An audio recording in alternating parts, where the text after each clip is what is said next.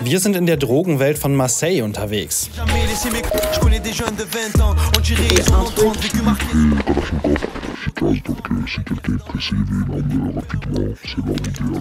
Hier regieren die Gangs. Ein Milliardengeschäft aus Drogen, Waffen und Gewalt. Was ist das wert, was ihr alles hier im Raum habt? Auch für uns wird es gefährlich. Das ist die Polizei. Die Polizei leuchtet gerade mit Taschenlampen auf uns. Okay, er sagt, wenn wir stören, dann stirbt.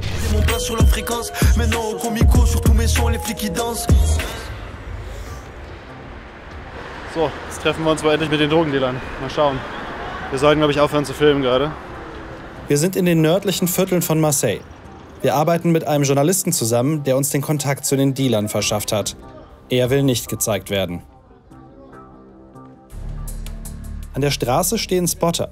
Sie rufen, wenn die Polizei kommt. Wir mit unserer Kamera sind auffällig.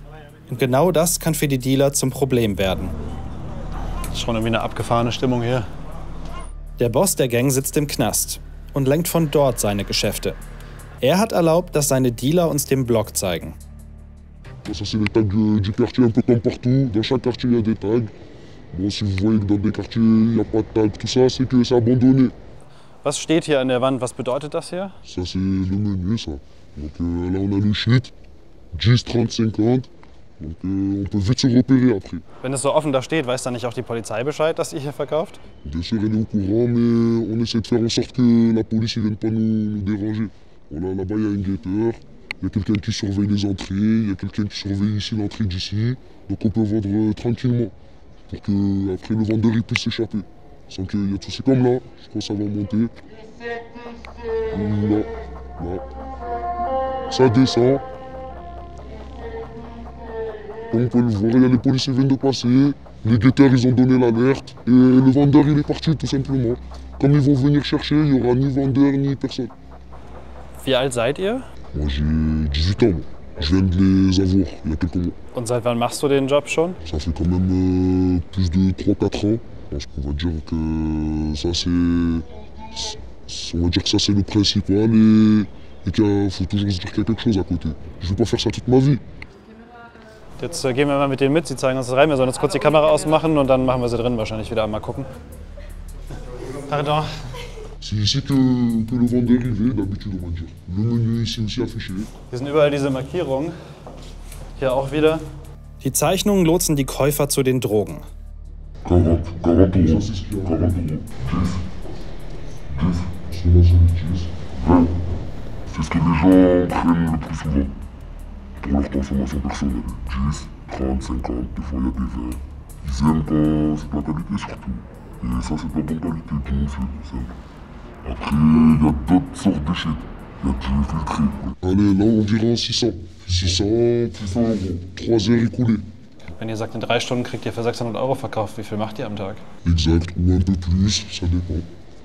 Ça dépend de ce que les clients ils veulent, de ce qu'il y a aussi à proposer. Von oben kommt auch ein junges Mädchen gerade runter. Es ist ja, ist irgendwie schon verrückt. Hier stehen einfach diese ganzen Preise an der Wand für Kokain und sonst was. Haschisch und es wird hier offen gehandelt. Hier laufen die, weiß ich nicht, das 2-jährige Kind, das 3-jährige Kind läuft hier einfach durch. Excusez-moi, est-ce qu'on peut poser encore une question? C'est quoi la question? Wie ist das Leben hier? Comme de partout. On est bien. Haben Sie keine Angst um Ihre Kinder, wenn hier mit Drogen gehandelt wird? Non, mes enfants ils sont encore petits, ils savent même pas lire et écrire encore, donc franchement moi je calcule pas, limite quand je passe je vois pas, donc ça me regarde pas et je me suis jamais mêlé. Et toutes les personnes qui sont chez moi ils se mêlent pas. Après voilà, il y en a ils sont jeunes, ils savent pas ce qu'ils font encore. C'est voilà. Moi je peux pas parler, j'ai des enfants donc je sais pas ce qui peut m'arriver demain. Donc voilà, moi je critique personne. Tant que je suis chez moi et que voilà. Ouais, bye bye. Merci, bonne soirée. Merci, au revoir. Wie ist das denn? Hier laufen super viele kleine Kinder rum, Familien, die leben hier einfach drumherum und da steht offen, dass man Kokain kaufen kann und ihr verkauft das hier. Même quand tu fumes dans le bâtiment, ils cachent. Il y a vraiment un gros respect par rapport aux familles. Là, ils respectent vraiment les familles. Voilà, c'est quand ça fait un peu le bordel dans le bloc, ça nettoie. Nehmt ihr selber Drogen? Also konsumiert ihr selber das, was ihr verkauft?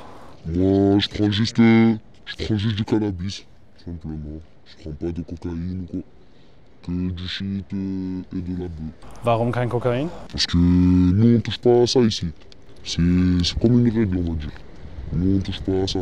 Nous on la vend et c'est tout. Eine Warnung. Die Polizei fährt vorbei.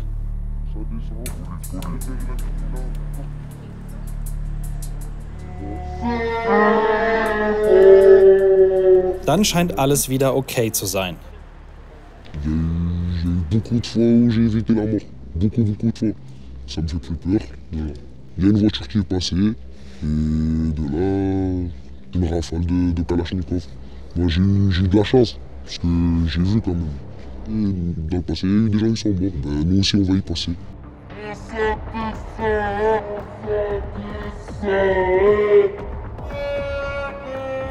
Hier kommt echt die ganze Zeit quasi der Alarm rein, wo sie rufen. Das ist in den letzten Minuten echt häufig gewesen. Also ich weiß nicht, ob wirklich so oft die Polizei da kommt, aber vielleicht auch ja, dass die hier ständig halt rumgucken, ob sie irgendjemanden erwischen können. Hast du dann schon mal zurückgeschossen oder wie läuft das? J'ai déjà tiré quelques coups de feu. Bon, j'ai pu en blesser un ou quoi, mais c'est resté dans ma tête. Mais j'en parle pas. J'en parle pas et je veux pas le dire surtout. Il y a très peu de personnes autour de moi qui le savent. Bon, c'est pas une fierté. Pas une fierté. Voilà, je suis pas content de le dire à la caméra comme ça, mais c'est pour vous montrer la réalité.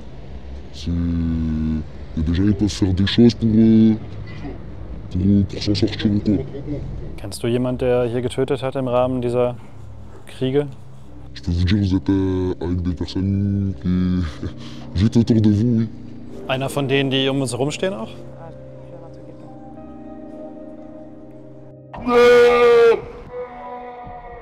Das ist die Polizei. Die Polizei leuchtet gerade mit Taschenlampen auf uns, also die kontrollieren hier gerade. Also die sind schon echt am Rumgucken. Wahrscheinlich haben sie jetzt auch Fotos von uns gemacht.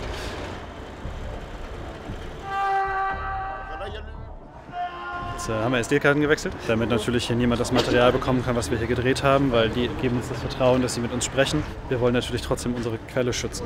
Dieses Spiel von Katz und Maus hier. Und es ist so offensichtlich. Also Wir müssen den Dreh abbrechen. ihr Boss hat angerufen von dem Netzwerk und hat gemeint, wir müssen aufhören zu drehen, weil das würde ihr Geschäft in Gefahr bringen. Und jetzt müssen wir schnell weg.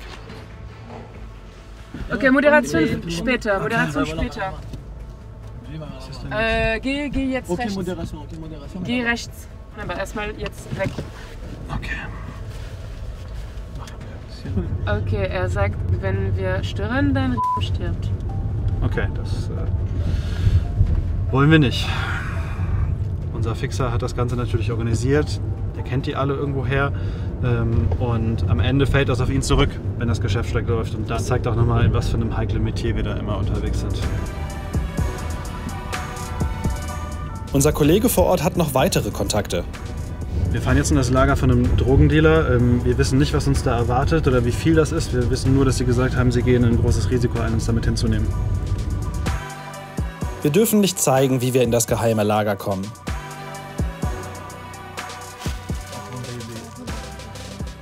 Wie viel ist das? 500 Gramm. Ça, c'est 1500 €. Le kilo, il va à 3 000. Wir sind jetzt mit ihrem Drogenlager sozusagen und jetzt fangen sie an, hier das Hasch zu schneiden. Diese zwei Dealer arbeiten für sich selbst. Sie sagen, sie gehören zu keiner Gang. C'est la super qualité. Si c'est 3, c'est une verte. Je découpe sans grammes de feu. An wen verkauft ihr draußen?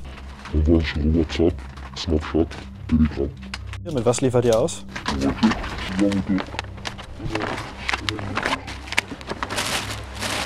fumes le shit, là? Moi, non. Et toi, tu fumes le shit? Dankeschön. Wie viel von dem Kokain habt ihr in der Regel hier? Voilà, 50 €. Les 200 €. Normalement, on a l'équivalent de 50 grammes. Une grosse boule, l'équivalent de 1500 € à l'achat. Was ist das wert, was ihr alles hier im Raum habt? Là, les 20 000 €, hein. Ist das viel oder wenig? Pour une petite cave ici, dans cet endroit-là, c'est très beaucoup. C'est énorme. Viel Geld. Und falls es hier ernst wird, sind sie vorbereitet. Là, c'est des vrais Kalachnikov. Ça s'arrête là. Wir konnten jetzt kurz dabei sein, müssen jetzt ganz schnell wieder gehen. Jetzt ist schon vorbei, jetzt muss alles schnell gehen wieder. Jetzt gehen sie den Stoff verkaufen. Wir dürfen nicht mit. Auf den Straßen von Marseille wird's immer brutaler. Die Gewalt zwischen den Gangs nimmt zu. Mehr Schüsse, mehr Tote. 71 allein in den letzten 2 Jahren. Fast jeder Dealer trägt eine Waffe. Niemand weiß genau, wie viele illegale Waffen es in Marseille gibt. So, ich muss jetzt an dem vor uns dranbleiben, weil wir müssen denen jetzt folgen, weil die bringen uns jetzt an einen sicheren Ort, wo sie uns zu jemandem bringen, der Waffen hat und die uns zeigen will.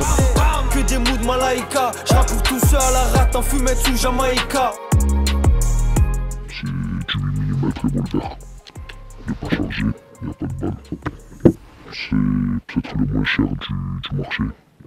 Ça coûte dans les 1000 €, 1500 €, pas plus. Là on a les balles, c'est du 8 mm. C'est pas cher et efficace, donc si quelqu'un est pressé, il veut une arme rapidement, c'est l'arme idéale. Un revolver, les cartouches restent dedans, ça marche nickel et voilà. Wenn die Patronen nach dem Schuss in der Waffe bleiben, gibt es weniger Beweise. Und das ist selbst gebaut? À la base c'était un outil de chantier qui a été modifié, ils en ont fait une arme. Selbstgebaute Waffen sind günstiger und werden auf dem Schwarzmarkt verkauft. Du handelst damit auch oder sind das deine eigenen Waffen? Ça c'est pour moi, c'est mon assurance vie. Si quelqu'un demain il veut me faire du mal ou je me sens menacé. Lebensversicherung, weil er auch Drogen vertickt. Alors ça c'est 100 grammes de cocaïne, c'est dans les 3 000 €. En gros, prix de gros. Et à la revente, ça peut aller dans les 5 000. Das heißt, das ist jetzt eine Probe, um uns das zu zeigen. Das heißt, wie viel hast du von sowas normalerweise auf Lager? Je prends pas beaucoup de stock, ça coûte beaucoup d'argent. On évite les pertes au maximum, on évite les risques au maximum. Donc je me contente de prendre le minimum à chaque fois. Je ne vais pas vous dire de quantité. Hast du die Waffe schon mal eingesetzt? Pas celui-là, mais j'ai déjà utilisé. Pour ma sécurité, ouais. Je l'ai utilisé pour ma sécurité. Was ist passiert mit dem Gegner, mit dem Opfer? Non, je ne peux pas lui dire, désolé. Kannst du sagen, wie viele Menschen du schon verloren hast an Waffen oder an das Geschäft? Plus d'une vingtaine. Et en peu de temps. Sur 5 ans, on va dire plus d'une vingtaine. Hast du selber keine Angst, dass du nicht auch getötet werden könntest? Bien sûr, parce que j'ai des proches, j'ai des gens que j'aime, j'ai une famille. Bien sûr que j'ai peur de mourir, c'est pas pour moi que j'ai peur de mourir, c'est pour ceux que j'aime, ceux qui m'aiment. Warum ist das die letzte Möglichkeit? Je trouve pas autre chose. Je trouve pas. Tout est cher dans cette vie. Tout qui augmente. Avec un SMIC, ou même un RSA, ou je ne sais quoi. C'est dur de payer un loyer et de se nourrir à la fois. Wie stellst du dir vor, wie das weitergeht? Je pense arrêter un jour ou l'autre. Je pense pas continuer. Drogen, Waffen, Gangs. Was hier in Marseille abgeht, erinnert eher an Mexiko. Dort waren wir auch, in einem Fentanyl-Labor mit Kartellmitgliedern. Die ganze Doku findet ihr bald hier auf unserem Kanal.